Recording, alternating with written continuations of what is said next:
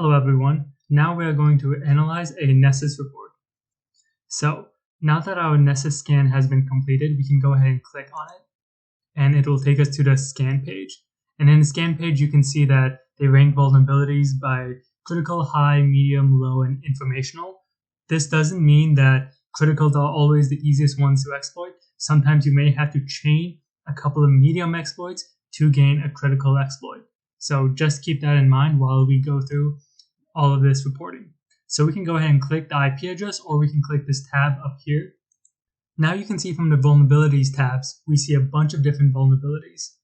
So we see the vulnerabilities tabs here, and we see the severity called mixed. All this means is that it's a mix of critical and high vulnerabilities. So if we go ahead and click this top one, PHP 5.5 between 5.5.32. So this is a critical vulnerability because it is an older version. Most older versions of any software package will always be a critical vulnerability, but that doesn't necessarily mean it's super easy to exploit.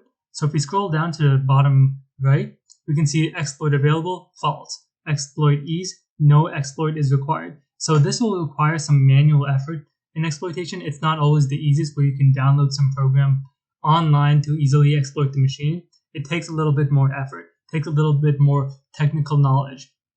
And we can see all these ratings, all this information. If we scroll down a little bit more, we can see the output. So if we scroll down, we can actually see the raw output of Nessus. We can see version numbers as well as version sources. So we can see PHP 5.5, and this was actually some data that was sent back from the system itself. This is what the output actually means. It is data that has been manually sent back to our Nessus scanning machine. So this helps us verify false positives within the Nessus report. A lot of these findings will be false positives, aka we won't be able to exploit them. Nessus is just reading the data incorrectly. So this is where manual inspection comes in really handy. So if we scroll back to vulnerabilities groups, I love looking at the vulnerabilities that Nessus classifies as informational. Informational usually just means it provides some sort of information to the attacker, that such as IP addresses, external URLs, version numbers, so and so. This actually can allow us to pivot and chain multiple vulnerabilities.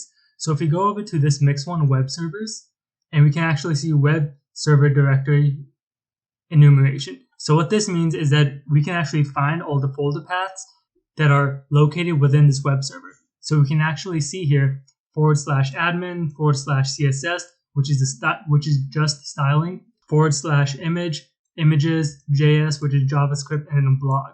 So the two directories we want to be looking at are admin, which sounds really juicy. It could be potentially a login for an admin page, or blog, because later on we will find out that this is a WordPress website, but we're going to be able to manually figure that out soon in our next video. So that's the basics of Nessus report analysis. Thanks for listening.